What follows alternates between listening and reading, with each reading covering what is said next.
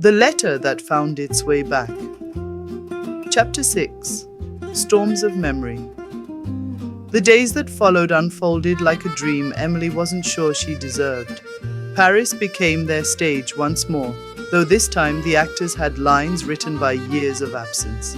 They walked through markets where fresh flowers spilled across wooden stalls, their colors fierce against the grey of old stone. They climbed Montmartre, pausing often for Daniel's sake, though he waved off her concern with wry jokes about being an old man in a young man's city.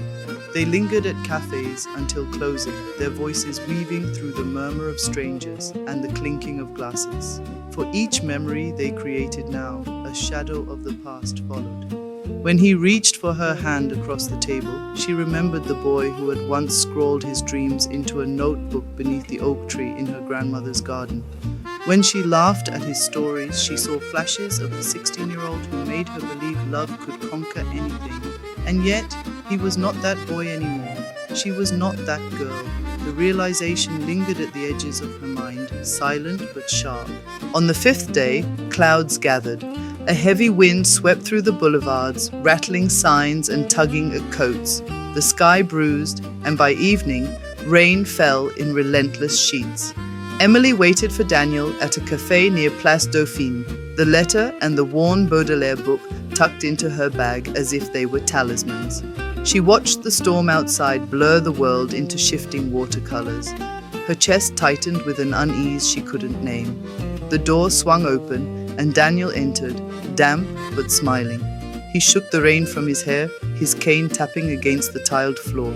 "You look like a painting," he teased as he slid into the seat across from her, the kind that makes people ache without knowing why. Emily smiled, but her heart wasn't light. She studied his face, the lines time had etched there, the small scar above his brow. He was real, and still, part of her feared she was loving a memory. As the storm raged, their conversation faltered.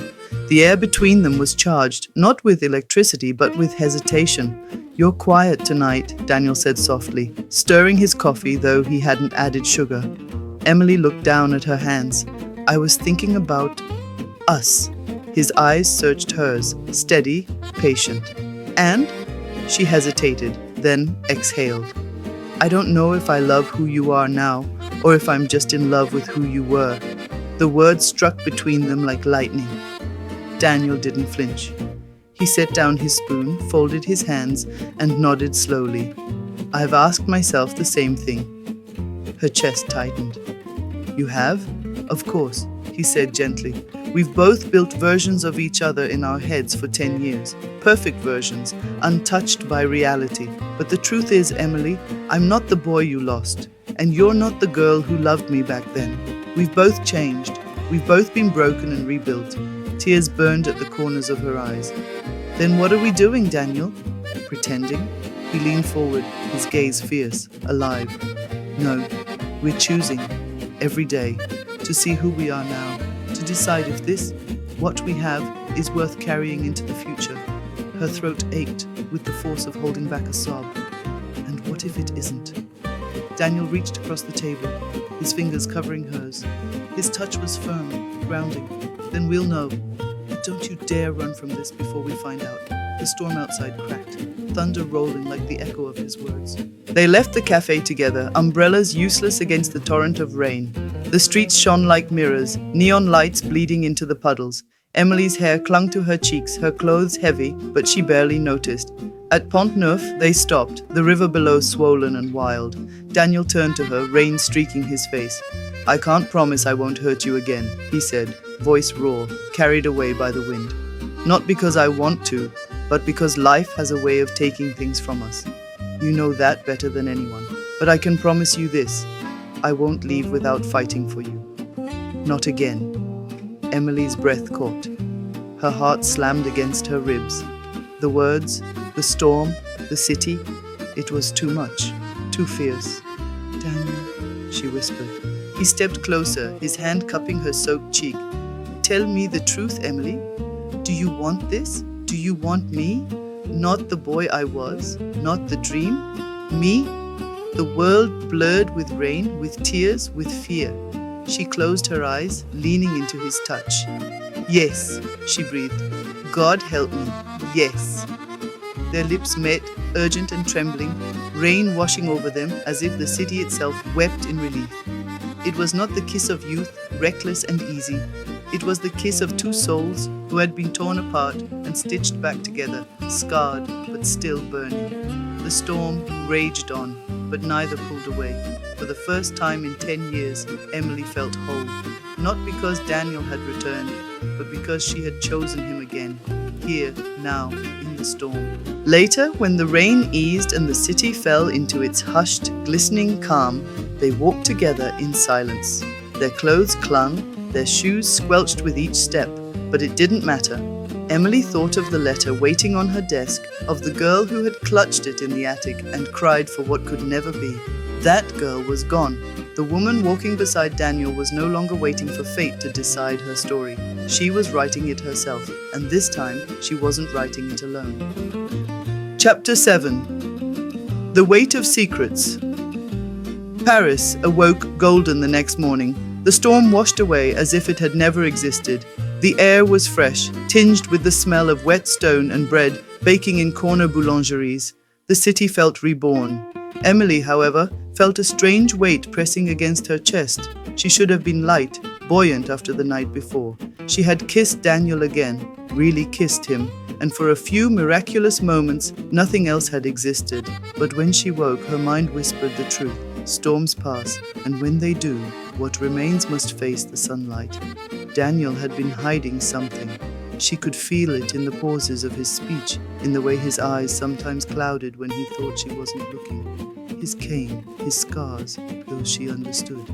But there was something else, a silence heavier than any wound, and she feared it might break them before they even began. They met at a small art gallery in Le Marais, tucked into a narrow street where the walls were covered in murals.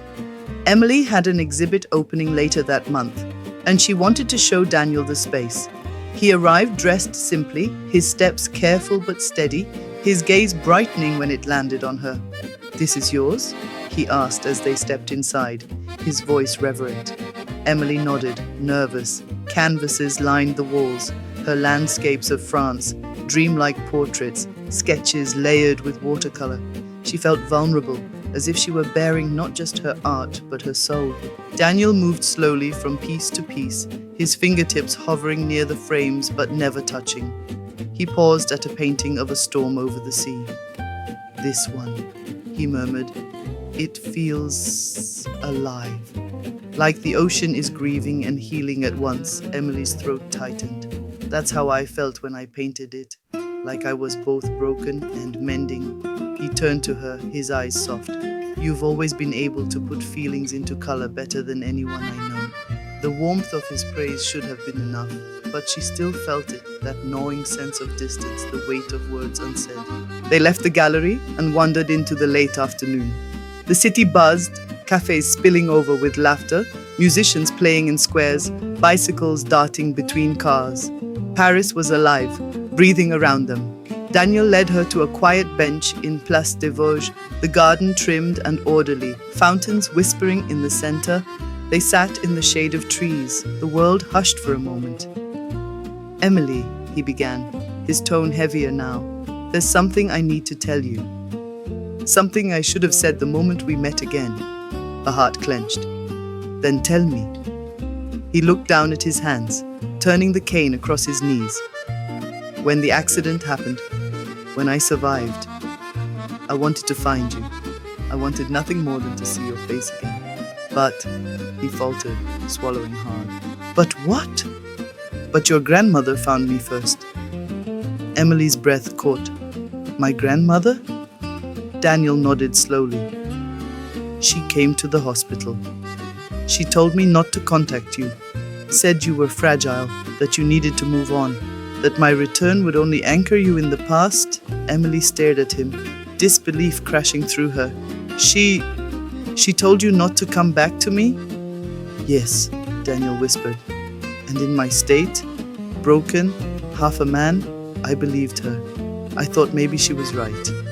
Maybe you deserved better than a ghost of who I was, so I stayed away. I buried myself in recovery, in silence. And by the time I realized how wrong I'd been, too many years had passed. Emily rose to her feet, anger and sorrow twisting inside her. "All those years," she said, her voice trembling. "I thought you had forgotten me, that you had died, and all along you were alive, and she knew?"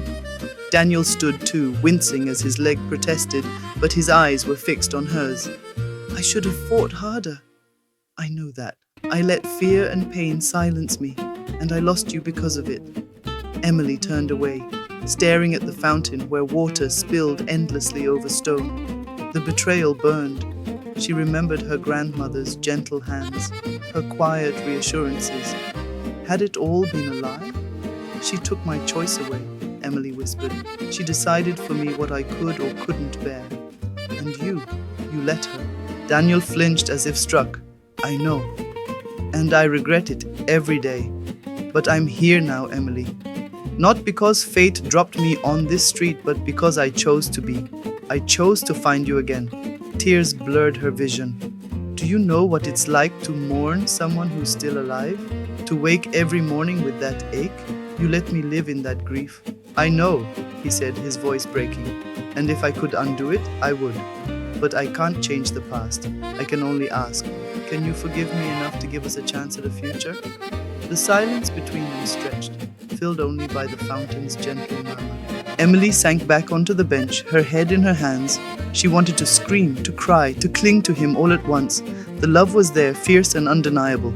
But so was the wound, fresh now that truth had been laid bare. Daniel lowered himself beside her, slow, his cane steadying him. He didn't reach for her this time. He simply sat, waiting. After a long while, Emily lifted her head, tears streaking her cheeks. "I don't know if I can forgive you. Not yet." Daniel nodded, pain flickering across his features. "Then I'll wait. However long it takes." She looked at him, at the man who had been both her salvation and her sorrow. Despite everything, her heart ached with love. "I don't want you to wait," she whispered. "I want you to prove it. Show me that you're here now, not because of guilt, not because of the past, but because you choose me." His eyes met hers, steady, fierce. "Then that's what I'll do." And for the first time since their reunion, Emily felt something shift. Not a resolution, not forgiveness, but the fragile beginning of trust. That night, back in her apartment, she placed Daniel's confession beside the old letter on her desk. The paper trembled beneath her fingertips. Her grandmother had hidden the truth. Daniel had surrendered to silence. And yet, here they were, against all odds. Emily closed her eyes and whispered into the dark, "The past belongs to them. The future belongs to us." She didn't yet know what that future would hold, but for the first time, she was ready to find out. That's it for today, my friends. If you want to hear more, be back next Wednesday for the next chapters. Be safe and be good till next time. Please remember to press the like and leave a comment. If you have not subscribed, please do it now and become a part of a very great community of friends.